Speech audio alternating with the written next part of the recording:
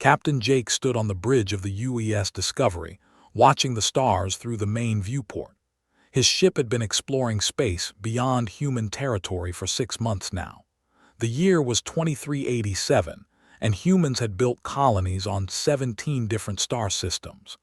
The Terran Defense Coalition kept Earth and all human worlds safe from any threats.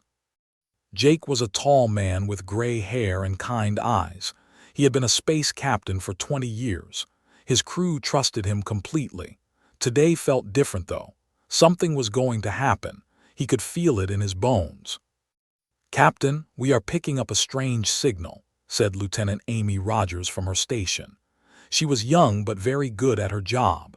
Her fingers moved quickly over the control panel as she tried to understand what they were hearing.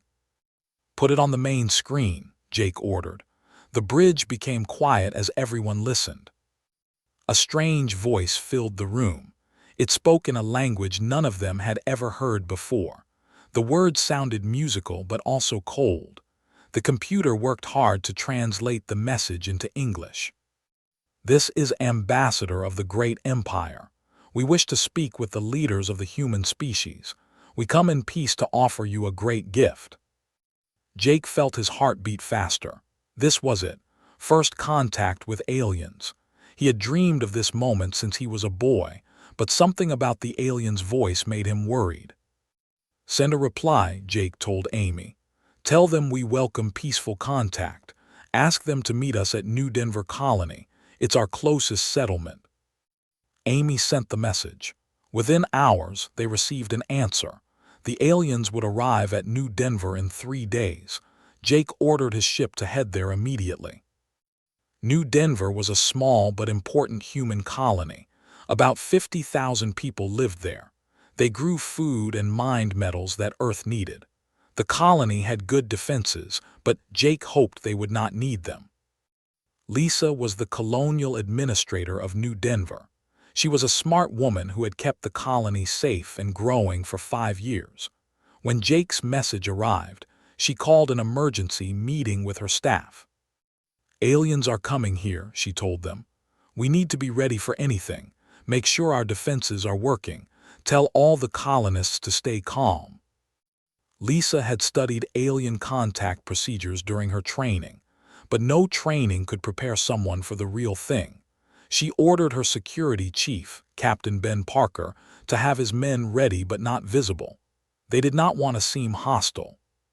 3 days later, a massive alien ship appeared in the sky above New Denver. It was twice the size of any human warship. The ship was beautiful, made of some kind of silver metal that seemed to glow. It moved without making any sound. A smaller craft came down from the big ship. It landed softly in the colony's main square. The craft opened, and 3 alien figures stepped out. Ambassador was tall and thin with blue skin and 4 arms. His eyes were large and golden. He wore flowing robes covered in strange symbols. The other 2 aliens looked like soldiers. They carried no weapons that humans could see, but they moved like fighters. Lisa walked forward to meet them. Jake stood beside her along with Dr. Ellen Hayes, the colony's chief scientist. Dr. Hayes had spent years studying the possibility of alien life.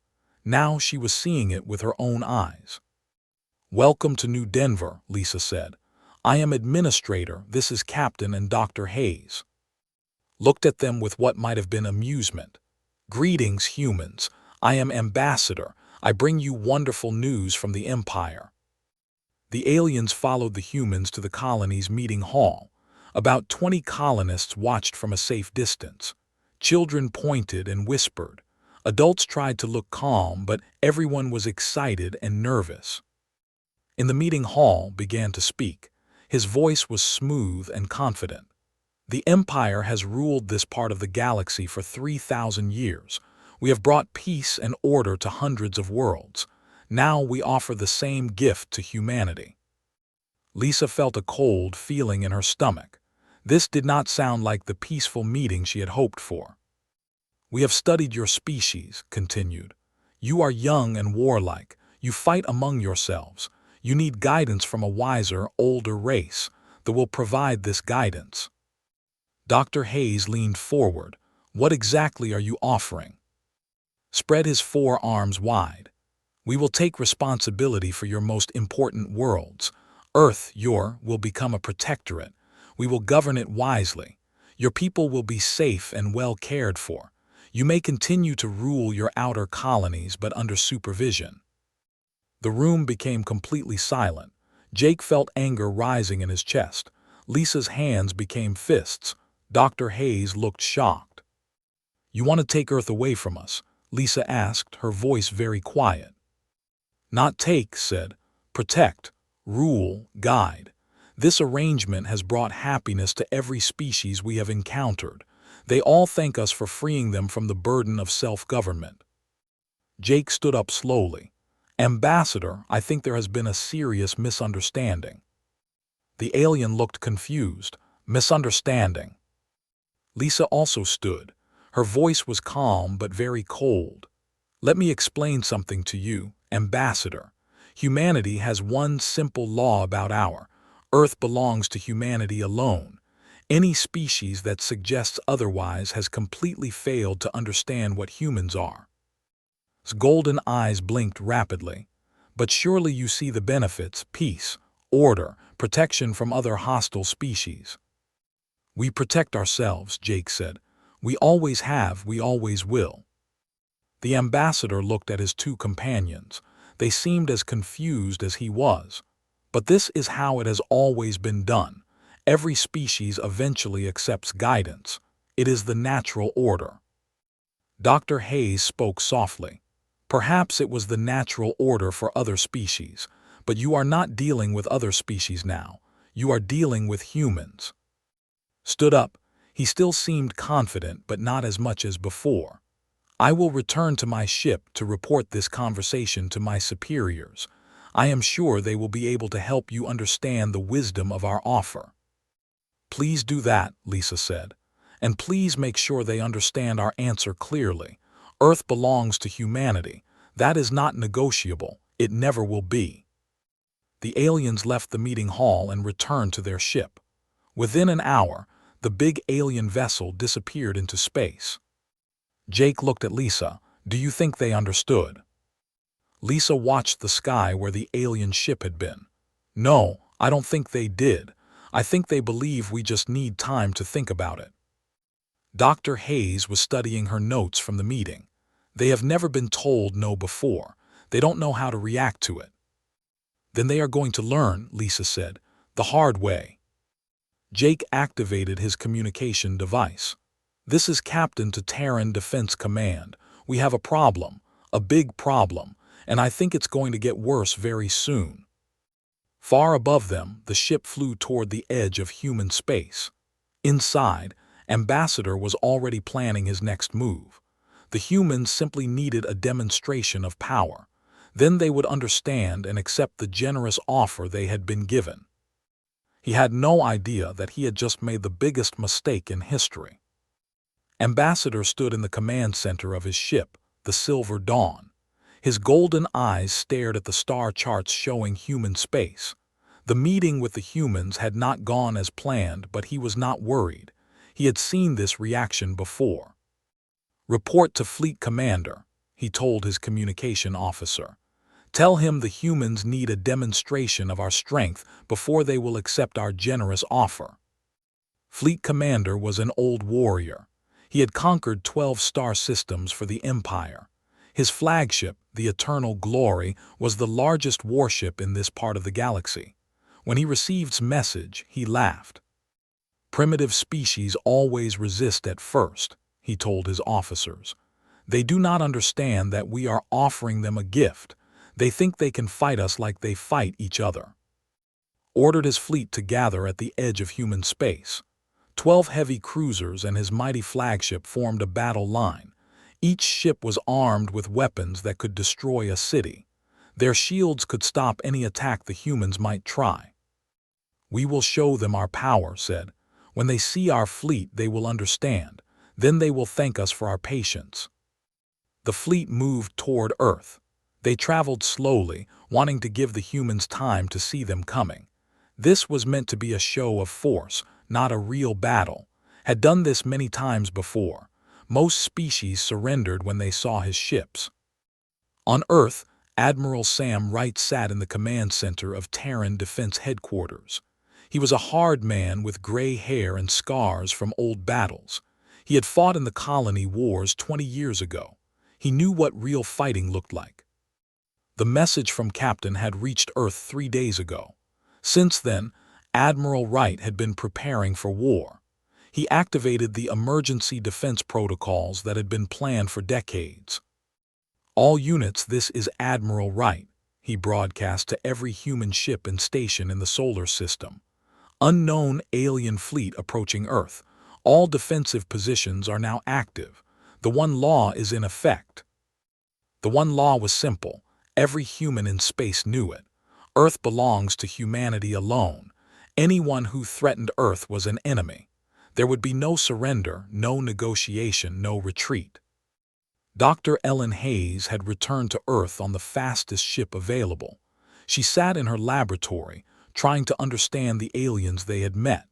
She studied the recordings of Ambassador over and over again. "They are not evil," she told Admiral Wright during their meeting. "They truly believe they are helping other species, but they do not understand humans at all." "Can you talk to them?" the Admiral asked. "Make them understand." Dr. Hayes shook her head. "I tried to contact their fleet. They will not listen. They think human resistance is normal behavior for a primitive species. They believe we will change our minds when we see their power." Admiral Wright looked at the tactical display showing the approaching alien fleet. 13 ships against everything Earth could send against them. On paper, it looked like an even fight, but the Admiral knew something the aliens did not know. Humans had been preparing for this day for over a century.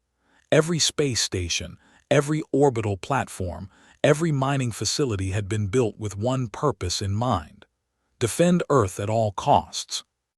"Signal all hidden assets," he ordered. "Time to show our visitors what human engineering looks like." The fleet reached the outer edge of the solar system. Fleet Commander was pleased with what he saw. A few human patrol ships fled before his advance. Some small defense platforms fired a few shots, then went silent. Everything was going according to plan. "Begin the demonstration," he ordered. "Target their orbital stations. Minimum power. We want to disable, not destroy." The ships opened fire on the human space stations around Mars. Blue energy beams lanced out, striking the stations with precisely calculated force. The stations' shields flared and failed. Several stopped transmitting. "Opened a communication channel to Earth. People of Earth, this is Fleet Commander of the Empire. We have demonstrated our superior technology. Your outer defenses cannot stop us. We offer you one final chance to accept our protection peacefully." The reply came from Admiral Wright himself. His voice was calm and cold. "Fleet Commander, this is Admiral Wright of the Terran Defense Coalition. You have fired on human installations without provocation. You have threatened Earth itself. You have exactly 10 minutes to leave our solar system." Was amazed. Even now, with their defenses falling, the humans still him. "Admiral Wright, you must see reason. Your ships cannot match our technology. Your weapons cannot penetrate our shields. Surrender now and your people will be treated well." 10 minutes, Admiral Wright repeated. Then the communication ended. Turned to his officers. "Prepare for final approach to Earth. When they see our ships in orbit around there, they will finally understand." The fleet moved deeper into the solar system. They passed the asteroid belt without seeing any threats. A few human ships shadowed them at long range but made no hostile moves.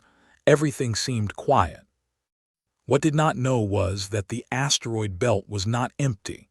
Hidden among the rocks were hundreds of human defense platforms, mining stations that could transform into weapons batteries, cargo haulers that carried missiles instead of supplies. Captain Ben Parker commanded one of these hidden weapons platforms. His station looked like an ordinary mining facility, but inside were torpedo launchers and rail guns. He had been waiting for this moment for 5 years. "All stealth units, this is Parker," he broadcast on a secure channel. "Targets are approaching optimal range. Wait for Admiral Wright's signal." On Earth's moon, Luna Base activated its massive defense grid. What looked like communication arrays and research facilities were actually the largest weapons ever built by humanity. The moon itself had been turned into a fortress. Commander Foster sat in the pilot seat of the stealth ship UES Phantom. Her ship was invisible to sensors, using technology developed from decades of human warfare. She followed the alien fleet like a ghost, waiting for her chance to strike. "This is Admiral Wright to all units," the message came. "The 10 minutes are up. The aliens have chosen war over peace. All units are cleared to engage. Show them what happens when someone threatens Earth." The fleet was halfway between Mars and Earth when the trap was sprung. Hundreds of hidden weapons opened fire at once. Missiles, energy beams, and kinetic projectiles filled space around the alien ships. Fleet Commander watched in shock as his shields flared under the massive attack. "Where did they come from?" he shouted. "Our sensors showed nothing." "Sir, we are detecting over 300 hostile contacts," his tactical officer reported. "They were hidden throughout the system. Our shields are holding but taking heavy damage." For the first time in his long career, realized he had made a serious mistake. These humans were not like other species his empire had conquered. They had been planning for this battle long before first contact was ever made. "All ships return fire," he ordered. "Target the nearest weapon platforms." The ships fought back with everything they had. Their powerful weapons destroyed several human platforms, but for every platform they destroyed, 2 more appeared from hiding. The humans had turned their entire solar system into a weapon. Ambassador stood on the bridge of his ship, watching the battle with growing horror. This was not how it was supposed to happen. The humans should have surrendered by now. Instead, they were fighting with a fury he had never seen before. "Perhaps we should retreat," he suggested to Fleet Commander. "Regroup and try a different approach." His pride would not let him retreat. He had never lost a battle. He would not start now. "We continue the attack. Our ships are stronger than theirs. We will reach Earth and force their surrender." But deep in his heart was beginning to understand that he had encountered something new, something dangerous, something that would not bow to might. The battle for Earth had begun, and the aliens were learning their first lesson about humanity. Humans did not surrender their home. They would rather die fighting than live as slaves. The one law was not just words. It was a promise written in fire and steel across the darkness of space. The space around Earth became a battlefield like nothing the galaxy had ever seen. Fleet Commander watched his tactical display with growing alarm. His mighty fleet was taking damage from enemies that seemed to appear from nowhere. "Sir, the humans have weapons hidden everywhere," his tactical officer reported. "Asteroid mining stations are firing missiles at us. Cargo ships are launching fighters. Even their space junk is attacking us." Could not believe what he was seeing. Every piece of human technology in the solar system seemed designed for war. Communications satellites turned into missile platforms. Research stations revealed massive energy weapons. The humans had turned their entire home system into a trap. "How many ships do they have?" demanded. "We count over 500 active weapon platforms, sir, but they keep revealing more. Our computers cannot track them all." Captain Ben Parker smiled grimly as his hidden weapons platform fired another volley of missiles. His station had been disguised as a simple mining facility for 3 years. The aliens had passed right by it without seeing the danger. "Direct hit on alien cruiser number 4, reported his weapons officer. "Their shields are down to 60%. "Keep firing," Ben ordered. "Target their engines. We want to disable them, not destroy them. Dead aliens cannot spread the word about what happens when you threaten Earth. The battle plan was working perfectly. For 50 years, human engineers had prepared for this moment. Every human facility in space had a hidden military purpose. The aliens thought they were fighting a few dozen ships. They were actually fighting the entire human civilization. On the other side of the battle, Commander Foster brought her stealth ship closer to the alien flagship. The UES Phantom was invisible to alien sensors, using technology that humans had developed during their own wars. She had learned to fight dirty long before aliens arrived. "Phantom to Admiral Wright," she whispered into her radio. "I am in position behind the alien flagship, ready to disable their command systems." "Proceed, Phantom," came the reply. "Show them what happens when they mess with humans." Activated her ship's special weapons. Instead of explosions, her weapons fired electromagnetic pulses that could destroy electronic systems. The alien flagship was powerful, but it depended on computers to function. Humans had learned to fight computers during their own civil wars. The pulse hit the alien flagship like an invisible fist. Lights went out across the massive ship. Communication systems failed. Weapon targeting computers crashed. In seconds, the most powerful ship in the alien fleet became helpless. Fleet Commander felt his ship shake as the mysterious attack hit them. Emergency lights flickered on as main power failed. His crew ran around trying to fix systems that had never failed before. "What happened?" he shouted. "What did they do to us?" "Unknown weapons, sir," his chief engineer reported. "All our main computers are down. We are running on backup power only. Weapons and shields are offline." Looked at his tactical display, but it showed only static. He was blind and defenseless in the middle of a battle. For the first time in his long military career, he felt real fear. "Can you fix it?" he asked. "We are trying, sir, but this weapon was designed specifically to destroy our type of technology. The humans know exactly how our systems work." Admiral Sam Wright watched the battle from his command center on Earth. Every screen showed the aliens in retreat. Their powerful ships were being overwhelmed by human tactics they had never seen before. "Reports," he ordered. 8 alien cruisers have been disabled, sir. 3 more are badly damaged. Their flagship is dead in space. Only 2 alien ships are still fighting effectively. Wright nodded. The plan was working. Humans had spent decades studying alien technology from crashed ships and abandoned stations. They knew exactly how to fight these enemies. "Signal all units," Wright ordered. "Begin Phase 2 of the operation." Phase 2 was the real surprise. Hidden bases on Earth's moon opened their doors. Massive, bigger than any weapon ever built, rose from concealed positions. These weapons could throw projectiles across the solar system at incredible speeds. The lunar weapons fired. Solid metal slugs the size of cars flew through space at tremendous velocity. They hit the alien ships like hammers hitting glass. Even the strongest alien shields could not stop weapons that relied on pure kinetic energy. Ambassador watched in horror as his escort ships were destroyed one by one. This was not the easy victory he had promised his superiors.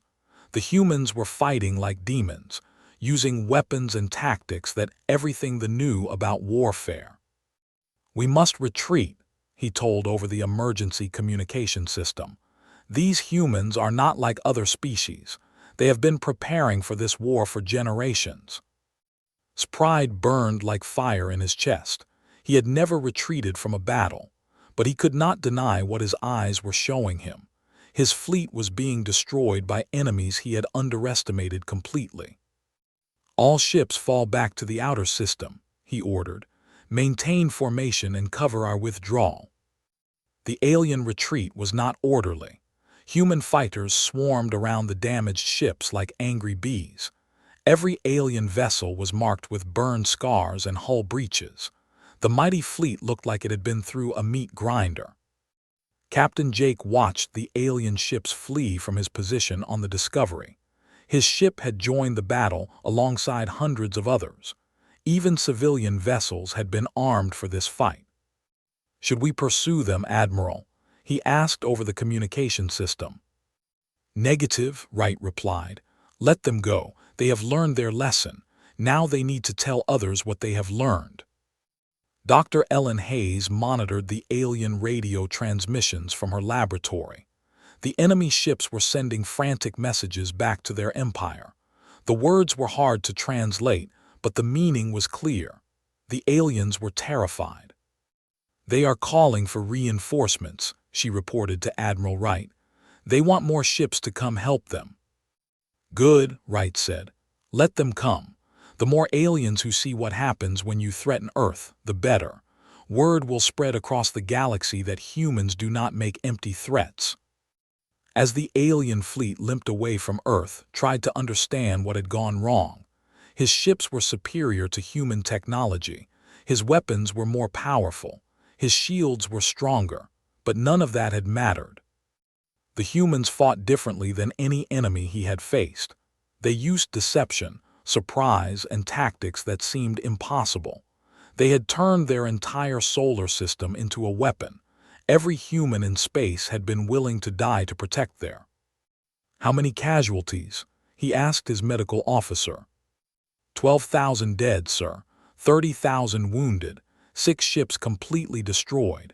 The rest will need months of repairs." Felt sick. In 6 hours of fighting, the humans had done more damage to his fleet than any enemy in his entire career, and they had done it while protecting their own world. "Send a message to the High Command," he ordered. "Tell them we have encountered a new type of enemy, one that cannot be conquered by conventional means." The message that went out to the Empire was simple but shocking. The humans had won their first battle against a superior alien force. They had done it through preparation, cunning, and absolute determination to protect their home. As news of the defeat spread across the galaxy, other alien species began to pay attention. The Empire had seemed invincible for 3,000 years. Now, a young species called humanity had sent their fleet running like scared children. Admiral Wright stood at his command center, watching the alien ships disappear into deep space. The first test was over. Earth was safe, but he knew this was just the beginning. "Signal all colonies," he ordered. "Tell them what happened here today. Tell them that Earth belongs to humanity, and anyone who forgets that lesson will learn it the hard way." The one law had been written in fire across the darkness of space. The aliens had learned that some things cannot be taken by force. Some things belong to those who are willing to die for them. And Earth belonged to humanity alone. Fleet Commander sat in his damaged command chair, staring at the ruins of his once mighty fleet. The Eternal Glory was barely functioning. Emergency repairs had taken 3 days just to get life support working properly. Around him, the remains of 12 proud warships limped through space like wounded animals. "Send the report to High Command," he told his communication officer. His voice was quiet and tired. "Tell them everything that happened." The message that traveled across the galaxy was unlike any the Empire had ever received. For 3,000 years, their fleets had conquered world after world. Species after species had bowed before might. Now, for the first time, they had been defeated completely. "The humans are not like other species," his report began. "They do not think like other species. They do not fight like other species. They have turned their entire civilization into a weapon pointed at anyone who threatens their independence." On the High Command read the report with growing disbelief.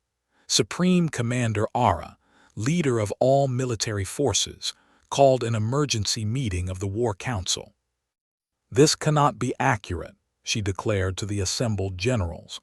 "One young species cannot defeat our finest fleet, must be exaggerating to excuse his failure." But the battle recordings told a different story. The humans had fought with a coordination and ferocity that understanding. Every human facility in their solar system had been designed for war. They had been preparing for this battle for decades, maybe centuries. News of the defeat spread quickly through the galactic community. The Empire controlled trade routes and communication networks across hundreds of star systems. Within days, every major species in the galaxy knew that the mighty had been humbled by a species most had never heard of. The hegemony was the first to react. They had been vassals of the for 800 years, providing resources and soldiers for expansion. Their leader, Prime Minister Eth, called his advisors together for an urgent meeting. "If the humans can defeat what does that mean for us?" he asked. "Should we still bow to masters who can be beaten by newcomers?" Similar conversations were happening across the galaxy. The Federation, the Council, and dozens of smaller governments were all asking the same question. If they could be defeated, were they still worthy of respect and tribute? On Earth, Lieutenant Colonel Ray prepared for the most important mission of his life. He was a career soldier, a man who had fought in 3 colonial wars and earned more medals than he could count. Now, he had been chosen to represent humanity at the Galactic Assembly. The Galactic Assembly was a meeting place for all the major species in the galaxy. It was located on a neutral world called Station, far from any single government's territory.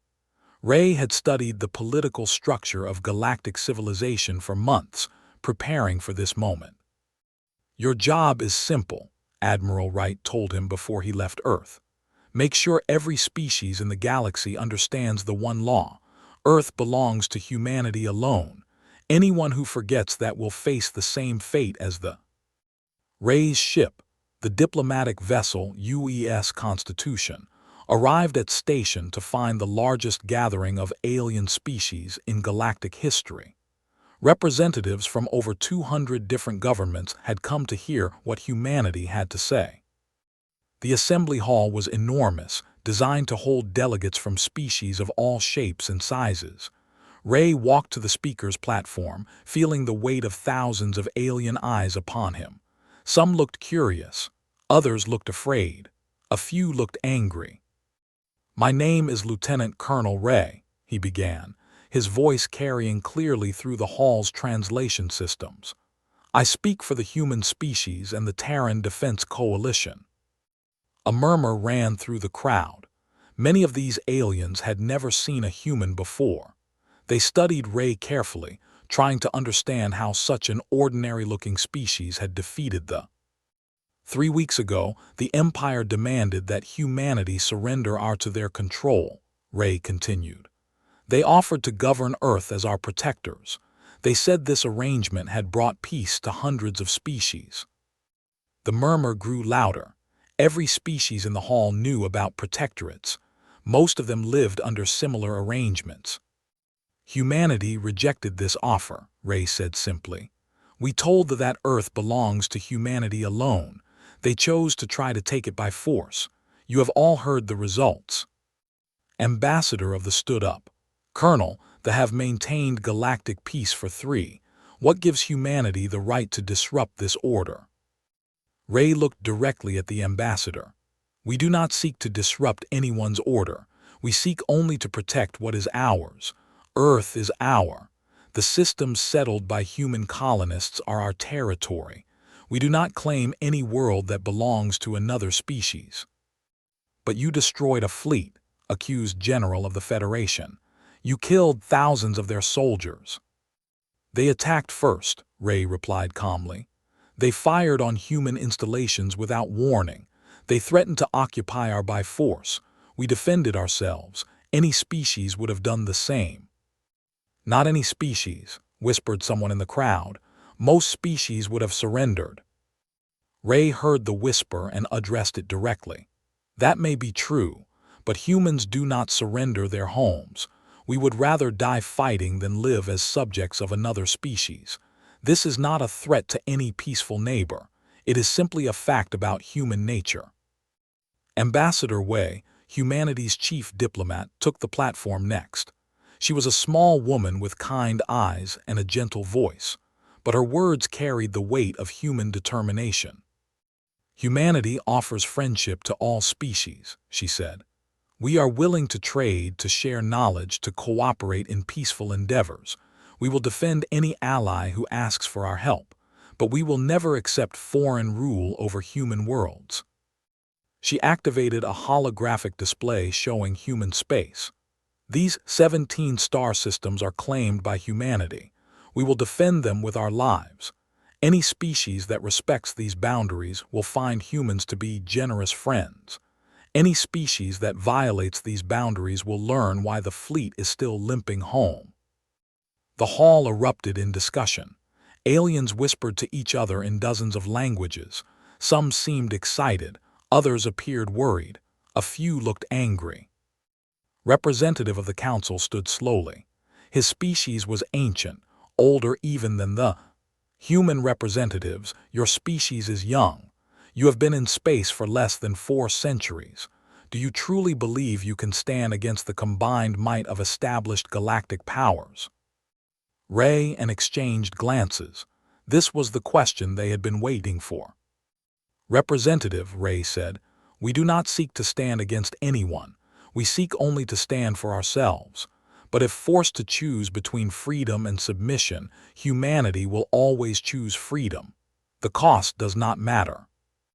Even if it means war with the entire galaxy," pressed. Stepped forward.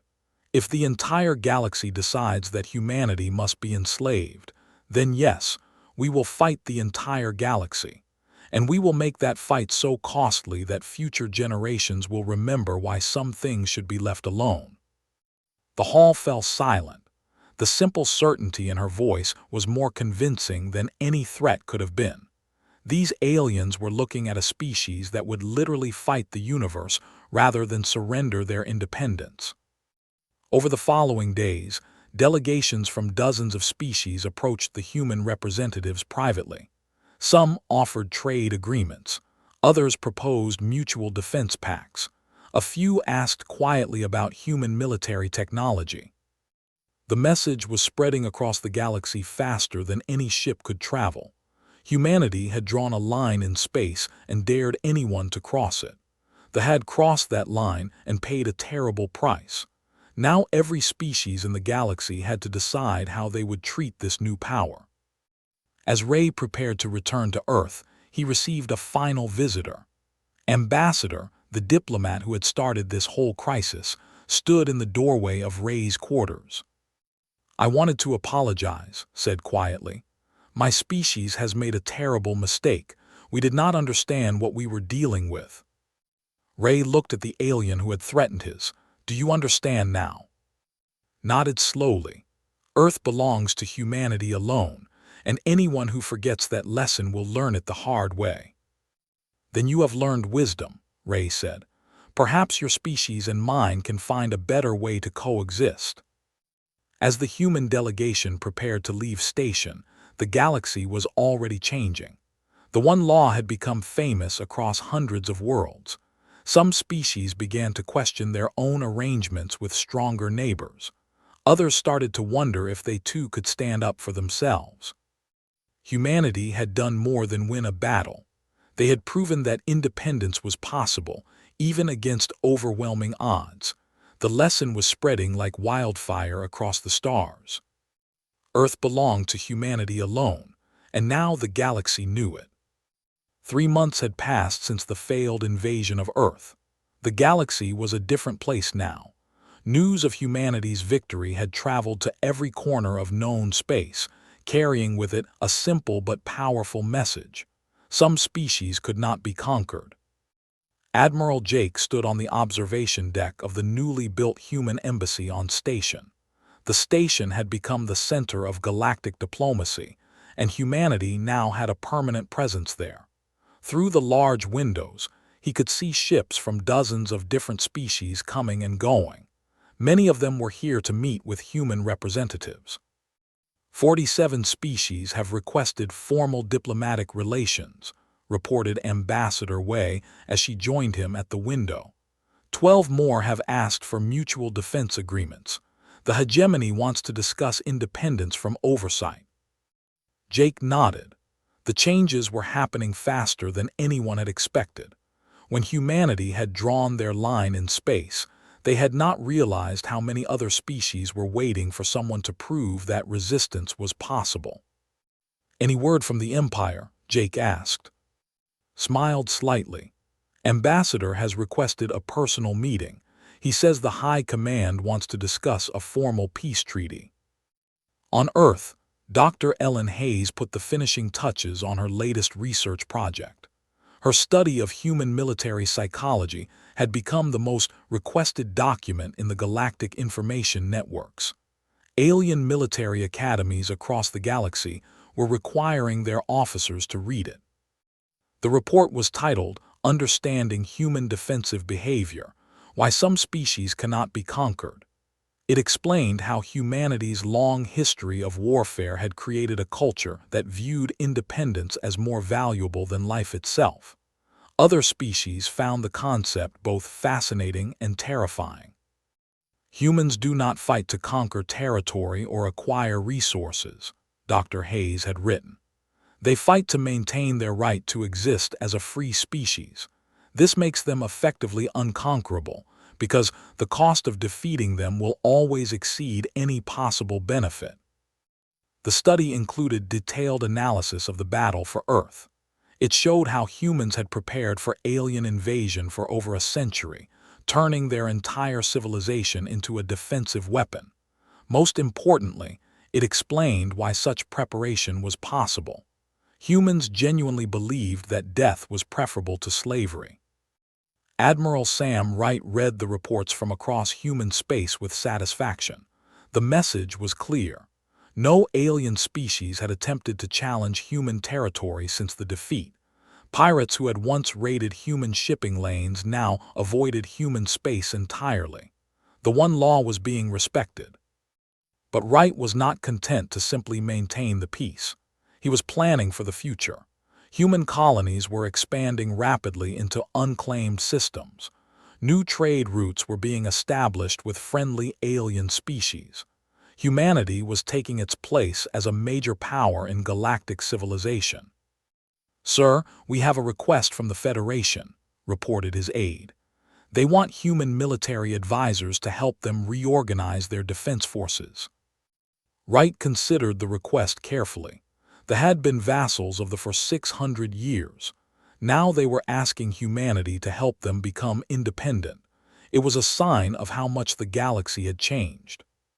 "Approved," Wright decided.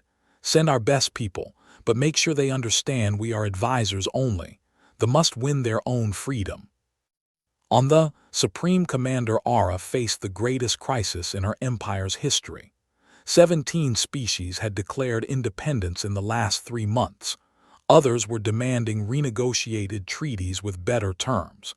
The empire that had seemed unshakable was crumbling. "We cannot fight them all," she told the High Council. "And even if we could, the humans have proven that some wars cannot be won. We must adapt or face complete collapse." The decision was difficult but necessary. The empire announced a new policy. Species under their protection could choose to maintain the old relationship, negotiate new terms, or declare complete independence. The age of forced submission was ending. Ambassador arrived at the human embassy on station with a small escort.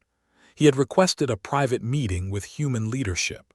The alien who had once spoken confidently about superiority now seemed humble and thoughtful. "I have come to apologize formally," he told Admiral and Ambassador.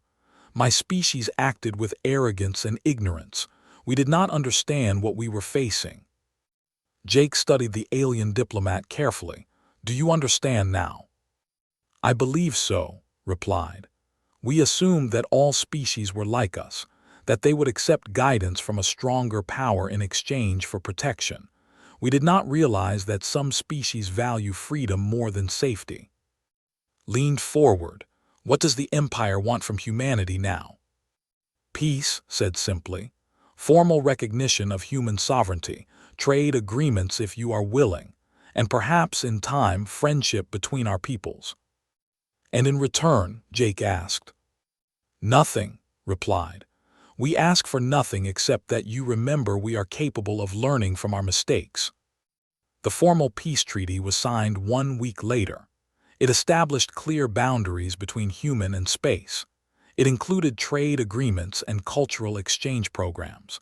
Most importantly, it included a clause that both species would recognize and respect the sovereignty of all independent worlds. Captain Ben Parker stood in the main square of New Denver Colony, where this whole crisis had begun. A memorial had been built to honor the humans who had died defending their worlds. The memorial was small because the list of names was surprisingly short. Human preparation and tactics had kept casualties to a minimum. Children from the colony often came to read the names on the memorial. Today, a group of young students had brought their teacher, along with a special visitor. Ambassador knelt down to speak with a young girl who had asked him a question. "Why did your people want to take Earth away from humans?" the girl asked with the innocent curiosity of childhood. Struggled to find words that a child could understand. How could he explain the arrogance of his species to someone who had grown up free? How could he describe the concept of protection that felt like slavery to those who valued independence? "My people made a mistake," he finally said. "We thought we knew what was best for everyone. We forgot that some things belong to those who are willing to die for them. Earth belongs to humanity because humans will never let anyone take it away." The girl nodded as if this made perfect sense to her. "My daddy says the one law keeps us safe." "Your daddy is right," agreed. "The one law keeps you safe because it tells everyone in the galaxy that humans will fight for their home."